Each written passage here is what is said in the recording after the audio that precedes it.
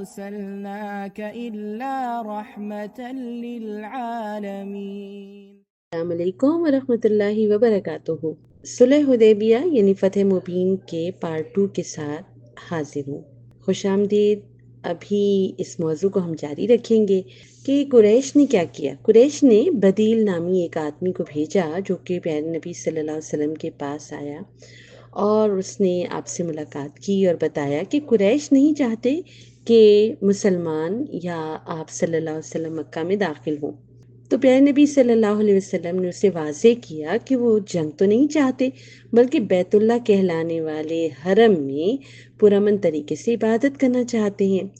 تو وہ جو قاصد تھا قریش کے پاس واپس گیا اور بتایا کہ پیارے نبی صلی اللہ علیہ وسلم تصادم نہیں چاہتے۔ تو قریش نے ہٹ دھرمی سے مسلمانوں کو ان کی مرضی کے خلاف مکے میں داخل ہونے سے روک دیا۔ پھر قریش نے دوسرا ایلچی بھیجنے کا فیصلہ کیا جو طائر سے تعلق رکھنے والے عروہ بن مسعود تھے۔ نبی کریم صلی اللہ علیہ وسلم نے انہیں بھی وہی بات کہی جو بدیل یعنی جو پہلا نمائندہ تھے اس سے کہی اور واضح کیا کہ وہ کوئی بھی خون ریزی نہیں چاہتے اور مسلمان بہت پرامن طریقے سے آئے ہیں اور وہ مقدس شہر کی حرمت کو پامال کرنے کا بالکل ارادہ نہیں رکھتے۔ تو قریش کی یہ ایلچی نبی کریم صلی اللہ علیہ وسلم کو دستبردار ہونے پر قائل کرنے کی کوشش کرتے رہے۔ بہرحال مذاکرات ٹوٹ گئے اور عروہ بن مسعود قریش کے پاس واپس گئے اور صحابہ کرام اور نبی کریم صلی اللہ علیہ وسلم کی آپس میں جو ان کا احترام اور محبت تھی اس کے بارے میں اس نے زبردست بات کہی، کیونکہ وہ ایک ایسا شخص تھا کہ اس نے صحابہ کرام کو ایک بیرونی شخص کے نقطہ نظر سے دیکھا تھا اور یہ پہلی بار تھا کہ اس کا اسلام سے اور مسلمانوں سے واسطہ پڑا۔ عروہ جو تھے یہ قبیلہ ثقیف کے سردار تھے، انہیں تمام بادشاہوں کے درباروں میں جانے کا شرف حاصل تھا۔ تو انہوں نے قریش سے کہا کہ اے لوگو، میں نے بادشاہوں سے ملاقات کی ہے اور روم کے محل میں اور فارس کے کسرا میں اور حبشہ کے نجاشی کے محل میں داخل ہوا ہوں۔ میں قسم کھاتا ہوں کہ میں نے کبھی کسی بادشاہ کو اس طرح کا احترام حاصل کرتے نہیں دیکھا جس طرح محمد صلی اللہ علیہ وسلم کے ساتھی ان کا احترام کرتے ہیں۔ کسی کو بھی اتنی عزت حاصل نہیں ہے۔ واللہ انہوں نے رسول اللہ صلی اللہ علیہ وسلم کے کبھی تھوکے کو بھی نہیں نیچے زمین پر گرنے دیا بلکہ اس کو اپنے ہاتھوں میں پکڑ لیا اور اس کو اپنے چہرے اور جسم پہ مل لیا۔ اس نے کہا کہ میں نے کبھی یہ نہیں دیکھا کہ جب مسلمان وضو کرتے ہیں تو رسول اللہ کے وضو کے پانی کو نیچے نہیں گرنے دیتے، اس کو وہ اپنے ہاتھوں میں لے لیتے ہیں۔ سبحان اللہ۔ عروہ بن مسعود نے اپنی زندگی میں ایسا غیر معمولی منظر کبھی نہیں دیکھا تھا۔ وہ صحابہ کرام کی وفاداری سے بہت متاثر ہوئے۔ نبی کریم صلی اللہ علیہ وسلم سے ملاقات کے بعد ان کا دل اب انہی کے ساتھ تھا۔ ہوا کہ جب عروہ بن مسعود نے یہ بات کہی تو اس پہ قریش غصے میں آ گئے اور انہوں نے کہا کہ کاش آپ کے علاوہ ہم نے کسی اور کو کہا ہوتا کہ وہ جا کر بات کر کے آئیں، یعنی کہ ہم تو آپ کے بارے میں بہت اچھا سوچتے تھے اور جو کچھ آپ نے کہا ہے یہ تو عجیب ہی بات ہے۔ تو انہوں نے جو کچھ کہا اس سے قبول کیا لیکن پھر بھی اصرار کیا کہ ہم اس سال انہیں اجازت نہیں دے سکتے۔ تو ایک بار پھر قریش کے لوگوں میں تکبر اور ہٹ دھرمی نظر آنے لگی اور وہ بس اسی پر وہ قائم رہے۔ تو بنو ثقیف نے مسلمانوں سے لڑنے کے لیے اپنی حمایت ختم کر دی کہ نہیں، اب ہم لڑائی نہیں کریں گے، اور آہستہ آہستہ پھر قریش کی تعداد کافی کم ہو گئی۔ تو اب یہاں پہ سیکھنے کی بات کیا ہے؟ ہم دیکھتے ہیں کہ پیارے نبی صلی اللہ علیہ وسلم ایک قسم کی نفسیاتی جنگ لڑ رہے تھے اور واضح طور پہ جیت رہے تھے۔ جو کوئی بھی ان سے ملنے آتا وہ قائل ہو کر واپس چلا جاتا، وہ ان کی محبت کا اسیر ہو جاتا۔ اس لیے جنگ صرف زبانی یا جسمانی نہیں بلکہ یہ مائنڈ گیم بھی ہے، اسپریچول ایلیمنٹ جس کو روحانی پہلو کہتے ہیں، یہ وہ بھی ہے۔ اور اس جنگ کو جیتنے کا بہترین طریقہ یہ ہے کہ انسان اپنے اصولوں پر قائم رہے، اپنے عقائد پر ثابت قدم رہیں اور لوگ آپ کی اس ثابت قدمی کا احترام کریں۔ اچھا، اب یہ ساری صورتحال پر غور کرنے کے بعد پیارے نبی صلی اللہ علیہ وسلم نے اپنی طرف سے کسی کو بھیجنے کی ضرورت محسوس کی، اور اس میں خراش بن امیہ کا انتخاب کیا، اور امن کا مظاہرہ کرنے کے لیے انہوں نے ان کو اپنی اونٹنی پر بھیجا۔ جب قریش نے اونٹنی دیکھی کہ یہ تو قصوہ ہے، یہ تو رسول اللہ کی اونٹنی ہے، تو ان کے تناؤ میں اور اضافہ ہو گیا، اور مسلمانوں کے ایلچی کو قتل کرنے کے لیے ایک ہجوم اکٹھا ہو گیا۔ انہوں نے اونٹنی کی کونچیں کاٹ دیں اور اسے زخمی کر دیا۔ خراش کو ہجوم میں سے کسی ایک شخص نے بچا لیا جو انہی کے قبیلے سے تعلق رکھتا تھا، اور قریش نے ایلچی کو بغیر کسی بات چیت کے واپس بھیج دیا۔ نبی کریم صلی اللہ علیہ وسلم نے قریش کے پاس اپنا نمائندہ بھیجنے کا جب فیصلہ کیا تو اس میں حضرت عمر فاروق کا بھی انتخاب کیا گیا۔ تو سیدنا عمر جو تھے انہوں نے جواب دیا کہ یا رسول اللہ، قریش سے میری دشمنی سب کو معلوم ہے، اور مجھے لگتا ہے کہ قریش مجھے قبول نہیں کریں گے اور وہ مجھے قتل کر دیں گے۔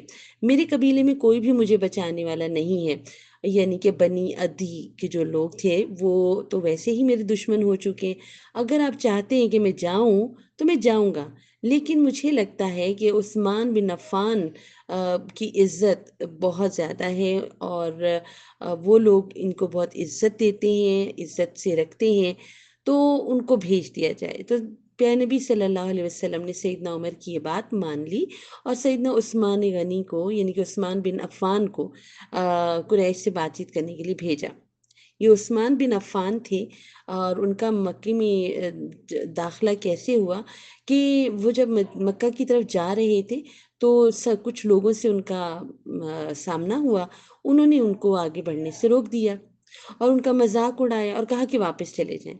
ابھی وہ واپس جانے ہی لگے تھے تو اسی ہجوم میں ان کا چچا زاد بھائی بھی موجود تھا، اور انہوں نے عثمان کو قائل کیا کہ وہ مذاکرات کے لیے مکہ میں داخل ہونے کے لیے اپنی ہی گھوڑے پر عزت کے ساتھ بیٹھیں تاکہ تحفظ حاصل ہو سکے۔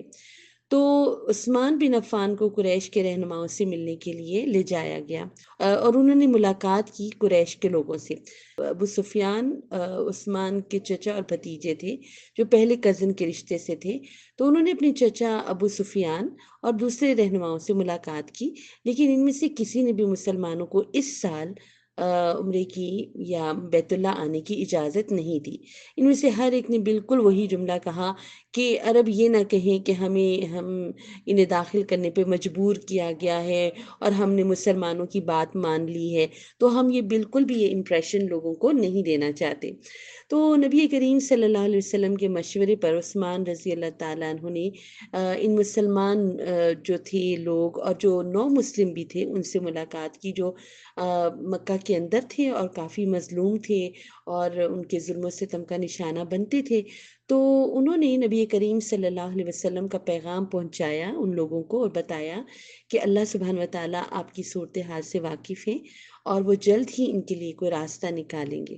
تو اب جو عثمان تھے، عثمان رضی اللہ تعالیٰ عنہ، اب عثمان رضی اللہ تعالیٰ عنہ کی قریش سے جو بات چیت تھی مکہ میں 3 دن جاری رہی۔ ان کے کیمپ سے غیر حاضری میں پیارے نبی صلی اللہ علیہ وسلم تک یہ افواہ پہنچی کہ شاید عثمان ابن عفان کو قتل کر دیا گیا ہے۔ اگرچہ وہ اس کی تصدیق نہیں کر سکے، لیکن بس ایک بات تھی، ایک افواہ تھی پھیلی، تو رسول اللہ صلی اللہ علیہ وسلم کو جب معلوم ہوا تو وہ بہت دکھی ہوئے، غمگین ہو گئے۔ اسی وجہ سے انہوں نے ہر ایک کو الگ طور پر بلایا اور یہ درخواست کی کہ وہ یہ عہد کریں کہ وہ قریش سے آخر تک لڑیں گے اور پیٹھ نہیں پھیریں گے۔ حالانکہ وہ بھوکے تھے، تعداد میں کم تھے، مسلح نہیں تھے، جنگ کی تیاری کے ساتھ نہیں آئے تھے، صرف ایک عمرے کا ہی تو سفر تھا، اور قریش کی تعداد تو کم از کم 3 گنا زیادہ تھی۔ مسلمان بہت تھکے ہوئے تھے، بھوکے پیاسے بھی تھے، لیکن قریش تو مکمل آرام کر چکے تھے اور مسلمانوں کے تو جانور بھی تھکے ہوئے تھے۔ تو نبی کریم صلی اللہ علیہ وسلم انہیں جنگ کے لیے بلا رہے تھے، تو یہ واقعی ایک ایسا معاملہ تھا جیسے کہ موت بہت قریب ہو، جیتنے کا تو کوئی سوال ہی پیدا نہیں ہو رہا تھا، کوئی موقع بھی نہیں تھا۔ اور پھر اس موقع پر رسول کریم صلی اللہ علیہ وسلم نے ان سے بیعت لی، اور یہ بیعت انہوں نے کہا کہ یہ دین میں بہت اہم ہے کہ اللہ اور اس کے رسول دونوں نے اس کی بے حد تعریف کی ہے، اس بیت کو کہا جاتا ہے بیت رضوان۔ مسلمانوں کے لشکر میں ایک منادی بھیجا گیا تاکہ اعلان کرے کہ جبریل امین جو ہیں نبی کریم صلی اللہ علیہ وسلم کے پاس آئے ہیں اور وہ آپ سب کو بیعت کے لیے بلا رہے ہیں۔ تو یقیناً اللہ تعالیٰ کو خوب معلوم تھا کہ عثمان جو تھے وہ بالکل خیریت سے ہیں، جبکہ مسلمانوں کے لیے یہ ایک امتحان تھا کہ وہ دیکھا جا سکے کہ اب عثمان رضی اللہ تعالیٰ عنہ کے بارے میں جب کوئی خبر نہیں ہے تو مسلمان اپنے بھائی کی کیسے پروٹیکشن کریں گے، تو کیا وہ بیعت کریں گے رسول اللہ کے ساتھ یا نہیں۔ تو جب اللہ کے رسول صلی اللہ علیہ وسلم حدیبیہ کے درخت کے نیچے کھڑے ہوئے تو مومنوں نے لڑنے کے لیے بغیر کسی ہچکچاہٹ کے بیعت رضوان یعنی کہ خوشی سے جو اللہ کی خوشنودی کے لیے بیعت کر لی، چنانچہ کوئی پیچھے نہیں ہٹ سکا۔ اس کا مطلب یہ تھا کہ چاہے ہمیں شہادت ہی دینی پڑے تو ہم تیار ہیں۔ تو اللہ سبحانہ وتعالی نے سورۃ الفتح کی آیت نمبر 18 میں فرمایا کہ یقیناً اللہ مومنوں سے راضی ہو گئے جب وہ درخت کے نیچے آپ سے بیعت کر رہے تھے، بس اللہ نے جان لیا جو ان کے دلوں میں تھا تو ان پر سکینہ نازل فرمایا اور انہیں بہت جلد فتح عطا فرمائی۔ یعنی کہ اللہ سبحانہ و تعالی مسلمانوں سے راضی ہو گئے، اور جب انہوں نے درخت کے نیچے آپ صلی اللہ علیہ وسلم سے بیعت کی اور انہوں نے جان لیا کہ جو ان کے دلوں میں تھا تو بالکل وہ رسول اللہ کے ساتھ تھے، تو انہوں نے ان پر سکینہ نازل کی اور انہیں جلد فتح دی۔ نبی کریم صلی اللہ علیہ وسلم نے ایک منافق کے علاوہ تمام لوگوں سے بیعت لی۔ جب آواز آئی تو وہ اپنی اونٹنی کے پیچھے چھپ گیا، اور جب تمام صحابہ نے بیعت مکمل کر لی تو نبی کریم صلی اللہ علیہ وسلم نے سب کے سامنے اپنا بایاں ہاتھ اپنے دائیں ہاتھ میں رکھا اور فرمائے یہ عثمان کے لیے ہے۔ اس طرح آپ صلی اللہ علیہ وسلم نے عثمان بن عفان کی طرف سے بیعت لی۔ یہ بیعت رضوان ہے جو ظاہر ہے میں صحابہ کرام کی بہادری دکھاتی ہے۔ وہ غیر مسلح تھے، دفاع نہیں کر سکتے تھے، سفر میں تھے، مناسب ہتھیاروں کے بغیر تھے، لیکن اللہ اور اس کے رسول صلی اللہ علیہ وسلم کی اطاعت میں لڑنے کے لیے تیار تھے۔ اور یہی وجہ ہے کہ جن لوگوں نے اس دن نبی کریم صلی اللہ علیہ وسلم کی بیعت کی انہیں وہ مقام حاصل ہے جو بدر کے بعد دوسرے نمبر پر ہے۔ سبحان اللہ۔ عام طور پر کیا ہوتا ہے کہ ایک گروپ کے طور پہ بدر سب سے اوپر ہے اور پھر بیعت رضوان کے صحابہ اس مقام کو حاصل کرنے کے لیے بالکل نیکسٹ نمبر ہے ان کا۔ تقریباً 1400 بیعتیں لینے کے عمل کے دوران اللہ سبحانہ و تعالیٰ کا ہاتھ نبی کریم صلی اللہ علیہ وسلم کے ہاتھ پہ تھا، اور جنہوں نے نبی کریم صلی اللہ علیہ وسلم کے ساتھ بیعت کی وہ اللہ سبحانہ و تعالیٰ سے بیعت کر رہے تھے، اور یہ بات ہمیں سورۃ الفتح کی آیت نمبر 10 سے پتہ چلتی ہے۔ اللہ کے رسول اس بات پر بہت مطمئن تھے کہ مومنوں نے پکار پر کیسے لبیک کہا۔ یہ بیعت قریش کو مسلمانوں کے عزم کو ظاہر کرنے میں بہت مؤثر ثابت ہوئی۔ انہوں نے جلد ہی عثمان کو رہا کر دیا اور اپنا ایک سفیر سہیل بن عمر کو ایک معاہدے کی شرائط پر بات چیت کرنے کے لیے بھیجا، جو بعد میں صلح حدیبیہ کے نام سے مشہور ہوئی۔ نبی کریم صلی اللہ علیہ وسلم نے سہیل اور جو قریشی وفد تھا اس کے ساتھ بہت رسپیکٹ کے ساتھ عزت سے آپ پیش آئے، اور اس میں بہت سے مسائل پر بات چیت ہوئی۔ سہیل نے نبی کریم صلی اللہ علیہ وسلم سے کہیں زیادہ بات کی۔ اللہ کے رسول صلی اللہ علیہ وسلم نے قریش کی تمام شرائط کو سنا اور قبول کیا، جو ان کے لیے ناقابل تصور تھا کہ اچھا مسلمان کیسے مان گئے، یہاں تک کہ مسلمان بھی نبی کریم صلی اللہ علیہ وسلم کے معاہدے کی شرائط کو بغیر اپنے دوستوں سے مشورہ کیے ماننے کے انداز کو دیکھ کر حیران ہو رہے تھے، کیونکہ عموماً رسول اللہ صلی اللہ علیہ وسلم کی یہ ایک عادت تھی کہ آپ اہم معاملات میں صحابہ کرام سے مشورہ کیا کرتے تھے۔ تو نبی کریم صلی اللہ علیہ وسلم نے سیدنا علی سے درخواست کی کہ وہ طے شدہ معاہدہ لکھیں تاکہ دونوں فریق اس پر دستخط کر سکیں۔ چنانچہ نبی کریم صلی اللہ علیہ وسلم نے فرمایا آئیے لکھنا شروع کرتے ہیں۔ بسم اللہ الرحمن الرحیم، اللہ کے نام سے جو نہایت مہربان رحم کرنے والے ہیں۔ تو سہیل نے تیزی سے کہا میں اس کو اور الرحمن کو نہیں جانتا، تو آپ ایسے لکھیں گے کہ جیسا ہم لکھا کرتے ہیں جس کے ہم عادی ہیں۔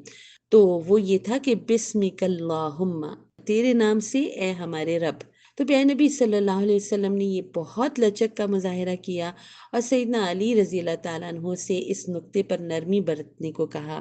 پیارے نبی صلی اللہ علیہ وسلم راضی ہو گئے۔ دوبارہ اس کو لکھنے کا سلسلہ شروع ہوا۔ فرمایا کہ لکھیے، یہ اللہ کے رسول محمد اور سہیل بن عمر کے درمیان طے پانے والے امن معاہدے کی شرائط ہیں۔ سہیل نے پھر انٹرپٹ کیا، پھر مداخلت کی اور کہا، اگر میں یہ تسلیم کر لیتا کہ آپ اللہ کے رسول ہیں تو میں آپ سے جنگ ہی نہ کرتا۔ آپ کو اپنا نام رسول اللہ کی بجائے اپنے والد کا نام لکھنا ہوگا۔ سہیل چاہتا تھا کہ نبی کریم صلی اللہ علیہ وسلم کو معلوم ہو کہ ہم آپ کو کسی بھی چیز سے بچنے نہیں دیں گے، اور پیارے نبی صلی اللہ علیہ وسلم نے فرمایا، واللہ میں اللہ کا رسول ہوں، اگرچہ کہ تم مجھ سے انکار کرو۔ آپ صلی اللہ علیہ وسلم نے علی رضی اللہ تعالیٰ عنہ سے محمد بن عبداللہ لکھنے کو کہا۔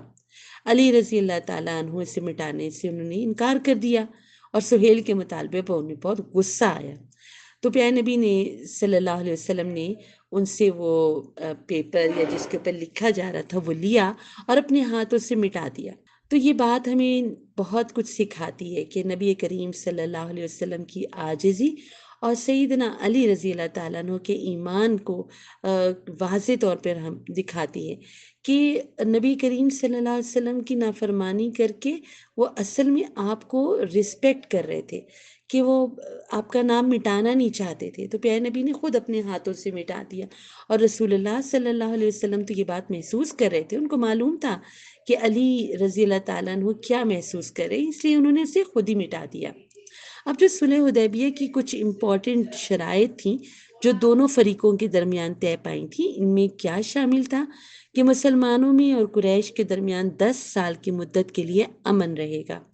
مسلمان اس سال عمرہ ادا کیے بغیر مدینہ واپس چلے جائیں گے، اور پھر یہ کہ مسلمان اگلے سال عمرہ ادا کر سکیں گے اور مکہ میں صرف 3 دن قیام کریں گے، اور مسلمان صرف تلواروں سے مسلح ہوں گے، اور وہ تلواریں بھی ان کی نیاموں کے نیچے چھپی ہوئی ہوں گی۔ اور اس میں ایک اور بات یہ بھی تھی کہ مکہ میں رہنے والے مسلمان مکہ میں رہ سکتے ہیں، لیکن اگر کوئی مسلمان مدینہ آنا چاہے تو اسے روکا نہیں جائے گا، اور جو شخص قریش کو چھوڑ کر اپنے سرپرست کی پیشگی اجازت کے بغیر مدینہ ہجرت کرنا چاہے گا تو مدینہ والے اسے واپس کر دیں گے۔ اب یہ ایسی شرائط تھیں کہ مسلمانوں کو تو بہت بے چینی شروع ہو گئی، اور یہ بات تھی کہ لوگ قریش کے ظلم و ستم سے تحفظ حاصل کرنے کے لیے مدینہ ہجرت کر رہے تھے، لیکن اس شرط کو نافذ کرنے کا مطلب یہ تھا کہ اسلام کو کوئی عروج نہیں ہوگا۔ یعنی کہ مسلمانوں نے اس شرط کو بہت سخت پایا کہ اگر کوئی شخص جو رسول اللہ کے ساتھ تھا مکہ ہجرت کرتا ہے تو قریش اسے واپس ہی نہیں کریں گے، اور عرب کے قبائل محمد صلی اللہ علیہ وسلم یا قریش میں سے کسی کے ساتھ بھی اتحاد کرنے کے لیے آزاد ہیں۔ تو معاہدے پر بالآخر دونوں فریقوں کے گواہوں کی موجودگی میں اتفاق ہو گیا۔ ابو بکر صدیق، سیدنا عمر، سیدنا عثمان اور سیدنا علی رضی اللہ تعالیٰ عنہ یہ سب مسلمانوں کی طرف سے گواہ تھے۔ اگرچہ دونوں فریقوں نے شرائط پر باہمی اتفاق کیا، لیکن معاہدہ زیادہ جو دیکھنے میں تھا وہ یہی تھا کہ قریش کے حق میں تھا، اور اس پر عمر رضی اللہ تعالیٰ عنہ نے وہی بات کہی جو بہت سے مسلمانوں کے ذہنوں میں تھی، اور وہ بات یہ تھی کہ نبی کریم صلی اللہ علیہ وسلم کے وہ پاس آئے اور کئی سوال کیے۔ فرمایا، کیا آپ اللہ کے رسول نہیں ہیں؟ کیا ہم حق پر نہیں ہیں اور دشمن گمراہی پر نہیں ہیں؟ پھر ہم اسلام میں کمتر کیوں ہیں؟ ہم اپنی یہ ذلت اور رسوائی کو کیسے قبول کر سکتے ہیں؟ اور نبی کریم صلی اللہ علیہ وسلم نے ان ساری باتوں کا جواب دیا کہ میں اللہ کا رسول ہوں اور میں اللہ کی نافرمانی نہیں کروں گا، اور وہ اللہ ہی ہے جو میری مدد کرے گا۔ تو اس طرح انہوں نے ذکر کیا کہ انہوں نے وہی کیا جو اللہ سبحانہ و تعالیٰ نے انہیں شرائط قبول کرنے کا حکم دیا تھا۔ تو اب سیدنا عمر رضی اللہ تعالیٰ عنہ نے پوچھا، یا رسول اللہ، کیا آپ نے ہمیں یہ نہیں بتایا تھا کہ ہم کعبہ کا طواف کریں گے؟ کیا آپ نے ہمیں بتایا تھا؟ لیکن اب ہمیں ایسا نہیں کر رہے ہیں۔ تو پیارے نبی صلی اللہ علیہ وسلم نے فرمایا، بے شک میں نے آپ کو بتایا تھا، لیکن کیا میں نے یہ کہا تھا کہ یہ ہم اسی سال کریں گے؟ تو سیدنا عمر رضی اللہ تعالیٰ عنہ نے کہا نہیں۔ تو نبی کریم صلی اللہ علیہ وسلم نے فرمایا تو تم اگلے سال کرو گے، میرا خواب پورا ہو جائے گا۔ اللہ سبحانہ و تعالیٰ نے مجھے یہ نہیں بتایا کہ کس سال میں نے فرض کیا کہ کس سال میں عمرہ کروں گا۔ میں نے خیال کیا کہ شاید اسی سال ہے، لیکن اب ہم جانتے ہیں کہ یہ اگلے سال ہے۔ یہاں ہم کہتے ہیں کہ حضرت عمر جو تھے ان کا غصہ کس بات کے لیے تھا؟ دین اسلام کے لیے۔ وہ اس لیے ناراض تھے کیونکہ انہیں محسوس ہو رہا تھا کہ مسلمانوں کے ساتھ دوسرے فریق نے بہت غیر منصفانہ سلوک کیا ہے۔ اب نبی کریم صلی اللہ علیہ وسلم نے تمام صحابہ کرام سے فرمایا کہ اٹھیں اور اپنے سر منڈوا لیں اور ہم واپس مدینہ چلتے ہیں۔ اب یہ حکم تو نیا تھا، اور ہم پوری سیرت جتنی ہم نے پڑھی ہے، آپ نے کبھی نہیں سنا کہ صحابہ کرام نے رسول اللہ کی بات نہ مانی ہو۔ لیکن یہ تاریخ میں پہلا موقع تھا کہ جب رسول اللہ نے فیصلہ کیا کہ اس سال ہم کعبہ نہیں جائیں گے، آپ سب اپنا احرام کھول دیں، سر منڈوا لیں اور وہاں جانور قربان کریں گے اور واپس چلے جائیں گے ہم، اور عمرہ ہم بعد میں ادا کریں گے۔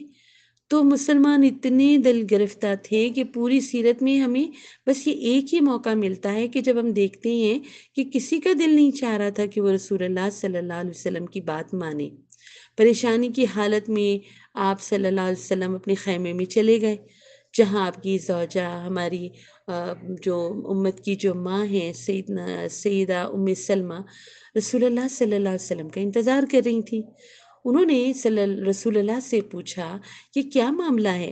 آپ صلی اللہ علیہ وسلم نے فرمایا کہ مسلمان ان کے حکم کو نہیں مان رہے اور شاید وہ اپنے آپ کو نقصان پہنچائیں گے۔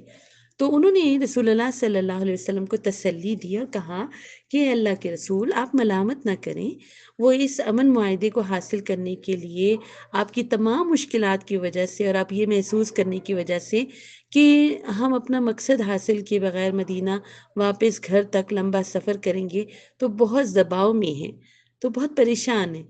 تو انہوں نے یہ مشورہ دیا کہ وہ دوسروں کو مثال کے طور پہ رہنمائی کریں کہ رسول اللہ صلی اللہ علیہ وسلم پہلے اپنے بال منڈوائیں اور اپنی قربانی کے جانور ذبح کریں، تو پھر سب آپ کو بالکل وہی کریں گے، وہ فالو کریں گے۔ تو اس سے نبی کریم صلی اللہ علیہ وسلم کو سکون ملا، یہ مشورہ بہت اچھا لگا، بہت معنی خیز تھا۔ تو آپ نے بالکل ایسے ہی کیا، آپ نے اپنا خیمہ چھوڑا، آپ ایک حجام کو بلوایا، آپ نے اپنا سر منڈوا دیا اور اپنے جانور کی قربانی شروع کر دی۔ جب صحابہ کرام نے یہ دیکھا تو انہوں نے جلدی جلدی جلدی جلدی رسول اللہ صلی اللہ علیہ وسلم کی پیروی شروع کی۔ سب نے اپنے بال اتروا دیے، کٹوائے اور اپنے جانور ذبح کرنے لگے۔ اس کے بعد مسلمانوں نے مدینہ واپس جانے کا سفر شروع کیا۔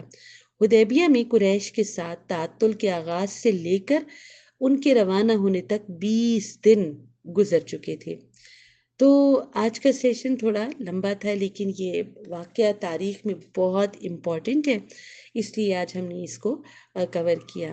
آج کے سیشن کا اختتام کرتے ہیں، اگلی قسط میں ہم مدینہ واپسی کے سفر میں کیا ہوا اس پر بات کریں گے۔